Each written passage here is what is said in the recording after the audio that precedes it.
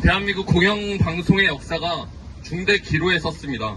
공영방송의 역사를 다시 15년 전 이명박 정부 시절로 되돌릴 것인지, 그것보다 오히려 더 후퇴시킬 것인지, 아니면 공영방송의 존립 이유를 지키고 우리 사회의 최소한의 상식을 지킬 것인지, 오늘이 그 갈림길이라고 생각합니다.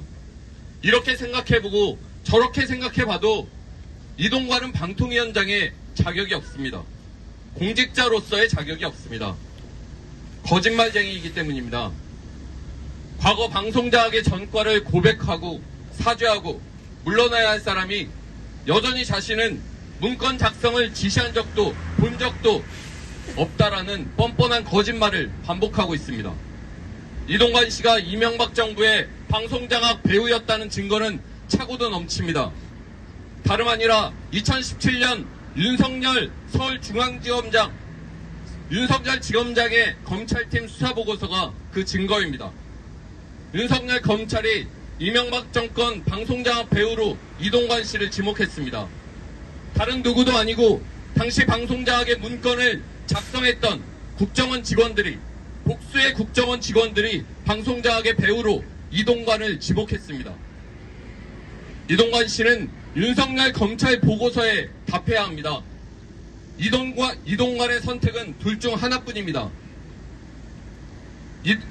지금이라도 방송장악의 과거를 낱낱이 고백하고 사퇴하든지, 아니면 자신의 방송장악의 배우라고 지목했던 윤석열 검찰이 허위 수사를 했다라고 해서 책임을 물어야 합니다. 방송장악의 배우로 자신을 지목했던 윤석열 검찰이 잘못한 것이었다면 그것에 책임을 물으십시오. 거기에 책임을 물을 자신이 없으면 지금 당장 사퇴하십시오. 이동관 씨에게 경고합니다. 시간을 질질 끌면서 뭉갤 수 있다는 생각 버리십시오. 당신의 방송장악 전과는 절대로 사라지지 않습니다. 국민을 우습게 보지 마십시오. 당신의 방송장악 전과는 혹여 당신이 방통위원장에 임명된다 하더라도 이 정권에 두고두고 부담이 될 것이고, 결국 이 정권에 대한 심판으로 이어질 것입니다.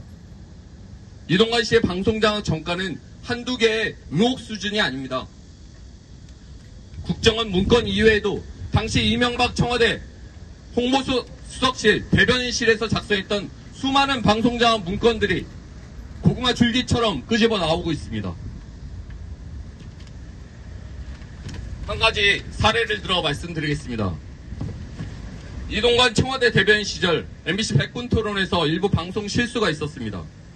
이러한 보수 인터넷 매체가 특종이라며 과장해서 부풀리기 보도를 하자 이동관 대변인은 이명박 대통령에게 서면으로 이렇게 보고했습니다.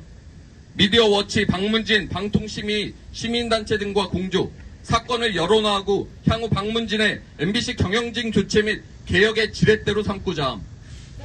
공영방송사에 방송 실수를 하나 트집 잡아서 이것을 보수 언론과 독립적이어야 할 박문진, 방통심의, 시민단체들을 동원해갖고 MBC 경영진 교체의 지렛대로 삼고자 했다는 것이 바로 이동관입니다. 향후 조치 계획에는 이렇게 되어 있습니다. 조중동 등 메이저 신문의 보도를 이슈화를 추진한다라고 되어 있습니다. 심지어 당시 엄기영 사장 등 경영진의 책임을 강력 제기하도록 언론사 데스크들에게 협조를 요청한다라고 되어 있습니다. 이동관 씨에게 묻습니다. 이게 언론장악 아닙니까? 이게 과연 청와대 대변인실의 정당한 업무라고 주장할 수 있습니까? MBC 뉴스데스크가 이동관 씨의 아대 학폭 문제를 처음으로 상담한 교사를 인터뷰했습니다. 이것에 대해서 자신이 평소에 이야기했던 것과 다른 증언들이 나오고 있는데도 이동관 씨는 제대로 된 반박을 하는 것이 아니라 악마적 편집이다, MBC가 공영방송에 탈을 쓰고 있다라고 겁박하고 있습니다. 여기 계신 언론인 여러분들께, 그리고 시민 여러분들께 간절하게 호소드립니다. 이동관 씨의 문제는 십몇 년 전의 과거사의 문제가 아닙니다. 이를 단지하지 못하면 역사는 반드시 되풀이되고, 지금 방송장악의 움직임들을 보시면 그 잘못된 과거가 되풀이된다는 것을 우리 모두가 알고 있습니다.